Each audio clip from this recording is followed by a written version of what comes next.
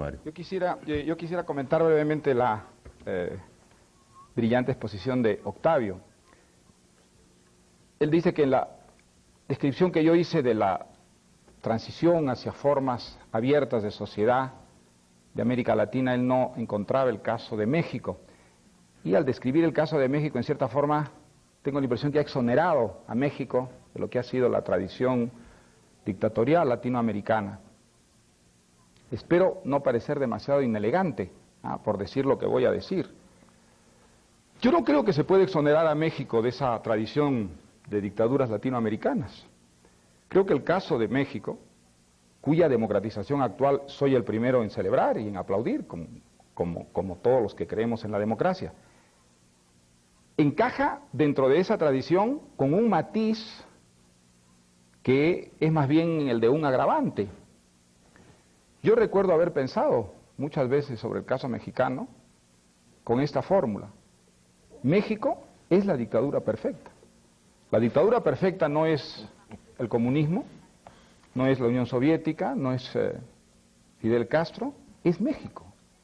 Porque es la dictadura camuflada de tal modo que puede parecer no ser una dictadura, pero tiene, de hecho, si uno escarba, todas las características de la dictadura: la permanencia, no de un hombre, pero sí de un partido que es inamovible, un partido que concede suficiente espacio para la crítica en la medida en que esa crítica le sirve, porque confirma que es un partido democrático, pero que suprime por todos los medios, incluso los peores, aquella crítica que de alguna manera pone en peligro su permanencia. Una dictadura que además ha creado una retórica que lo justifica, una retórica de izquierda, para la cual a lo largo de su historia reclutó muy eficientemente a los intelectuales, a la inteligencia. Yo no creo que haya en América Latina ningún caso de sistema de dictadura que haya reclutado tan eficientemente al medio intelectual, sobornándolo de una manera muy sutil, a través de trabajos, a través de nombramientos, a través de cargos públicos, sin exigirle una adulación sistemática, como hacen los dictadores vulgares. Por el contrario, pidiéndole más bien una actitud crítica, porque esa era la mejor manera de garantizar la permanencia de ese partido en el poder. Un partido de hecho único, porque era el partido que financiaba a los partidos opositores. Esa dictadura es una dictadura, es decir, puede tener otro nombre, una dictadura muy sui generis, muy especial, muy diferente, pero tanto es una dictadura que todas las dictaduras latinoamericanas, desde que yo tengo uso de razón, han tratado de crear algo equivalente al PRI en sus propios países. En el Perú, el dictador Velasco trató con todo su equipo de intelectuales reclutados de formar una especie de PRI peruano, y no funcionó. Y Alan García trató de crear un PRI peruano.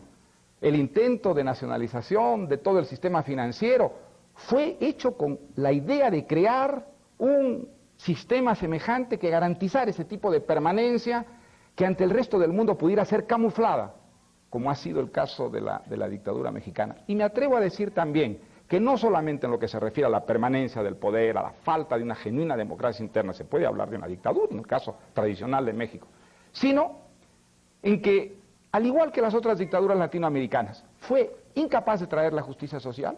No creo que se pueda decir que en México haya una mejor distribución de la riqueza que en el país promedio latinoamericano. Creo que las desigualdades son tan grandes y originadas por las mismas razones de injusticia social, de corrupción, que en otros países latinoamericanos.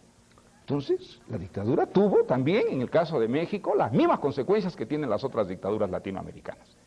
Es verdad que ha habido una crítica interna muy talentosa, muy generosa, muy valerosa de muchos intelectuales mexicanos, naturalmente, entre ellos Octavio Paz, sin ninguna duda.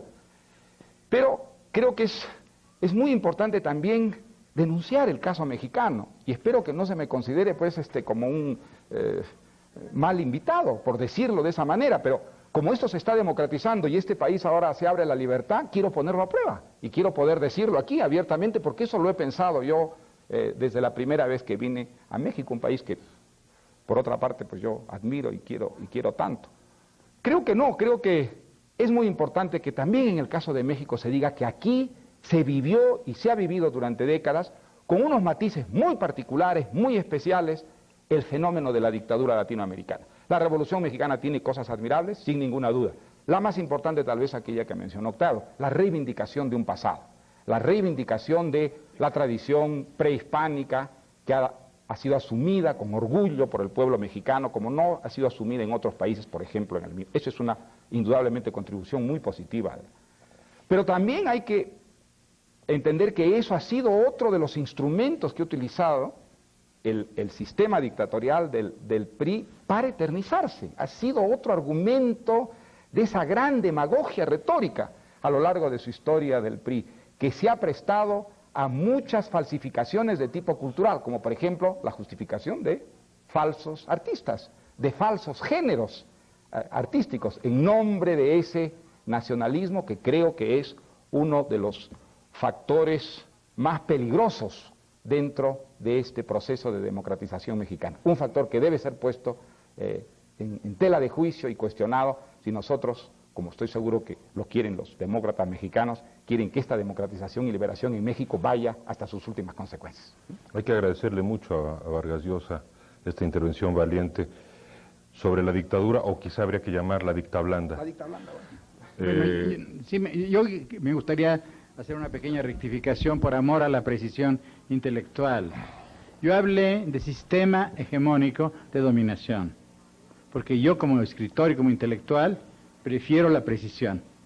No se puede hablar de dictadura. Mario Vargas Llosa habló de dictaduras militares. Así comenzó su intervención. En México, es un hecho, no ha habido dictaduras militares. Y agregué, pero sí hemos padecido la dominación hegemónica de un partido. Esto es una distinción fundamental y esencial.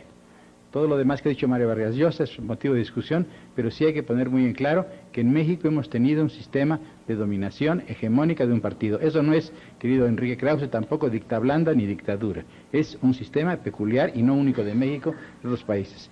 En primer lugar. En segundo lugar, quisiera decir esto para terminar, y es que en efecto, la lucha actual en México es la lucha por el pluralismo.